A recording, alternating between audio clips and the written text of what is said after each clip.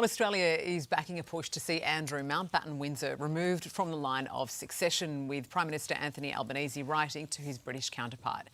To discuss, we are joined by Nine political editor Charles Croucher and Daily Mirror associate editor Russell Myers. Good morning to you both. Rusty, this will now make Australia officially the first Commonwealth nation to formally take a position. Has there been any reaction yet from the palace? Well, no, there hasn't. And certainly, Australia straight out the blocks with this one. And it may set the precedent because obviously all the realms need to agree from the British government's jurisdiction to say this is something they want to happen. There needs to be an act of parliament, but it needs everybody to agree. And whilst we may presume that it will have agreement on everybody's side, I think it will take an awfully long time to get through Parliament. So it's good to see Australia sort of backing the UK government position, but no word from the palace yet. Yeah, straight out of the blocks, as you say there, Rusty. I mean, Charles, it is a bold step by the Prime Minister. Andrew Mountbatten-Windsor hasn't even been charged.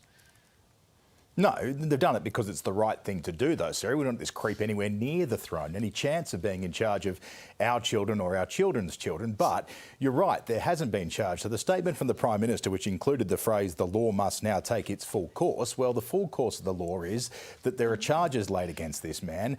The charges are read out in a court, evidence produced, a jury finds him guilty, and he goes to prison, not the colonies getting together to deciding he wants out. So this is pure politics. And what it is the Prime Minister trying to lead by the nose a British government that is flailing, and his mate Keir Starmer, who can't act on this because what he's seen so far is advisors lose their jobs. His ambassador to the United States, Peter Mandelson, was first lost his job and now has been arrested for something in similar mould. I mean, again, we don't want this creep anywhere near the throne, but if that's the charge, then that should have been laid ages ago when an Australian woman accused him of horrific crimes against her, not now because nothing's changed and the pressure's on Keir Starmer. Well, exactly. I mean, he could have been taken from the line of succession a long time ago. So is he just playing politics, Charles? I mean, why is he meddling in with the UK politics with the Prime Minister there who's on the nose?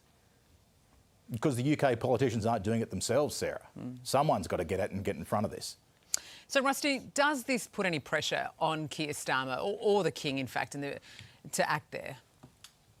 Well, the British government is certainly under pressure. As Charles said, Lord Mandelson has been arrested today. That sort of gives you the momentum of where these police investigations are going. And very much so, this is the public feeling that why on earth are we hearing this now? And why on earth is it taking both governments to get involved? Because, the police forces have said previously that there was no case to answer. Now we're seeing 10 police forces in the UK laying an investigation at Andrew Mountbatten-Windsor's door. For the King, I mean, he has said, of course, let the law must take its course, but there are serious questions for Buckingham Palace and for the UK police forces to answer as why we are only hearing about this now, 6 years after that Newsnight interview and 15 years after these allegations first came to light. So what would the process actually involve, Rusty, in terms of removing somebody from the line of succession? Is it very complicated?